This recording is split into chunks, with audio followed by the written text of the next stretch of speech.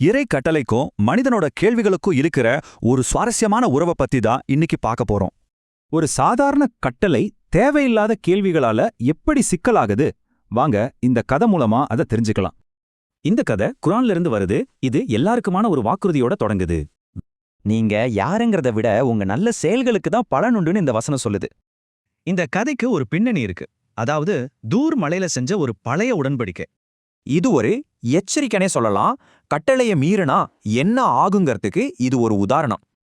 இந்த மாதிரி ஒரு சூழல்ல தான் மூசாவுக்கு ரொம்ப எளிமையான ஒரு புதிய கட்டளை வருது.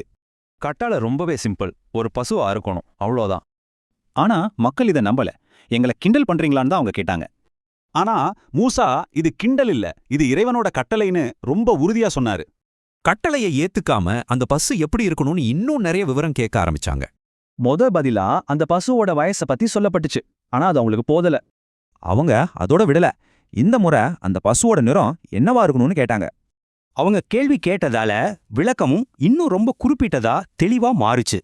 பாருங்க, அவங்க கேட்ட கேள்விகளாலேயே ஒரு சுலபமான வேலை ரொம்பவே கடினமாகிருச்சு.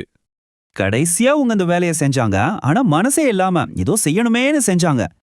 சோ இந்த கதை நம்ம முன்னாடி ஒரு கேள்வியை வைக்குது. உண்மையான கேள்விக்கும் ஒரு வேலையை செய்ய மனசில்லாம கேள்வி கேட்கறதுக்கும் என்ன வித்தியாசம்?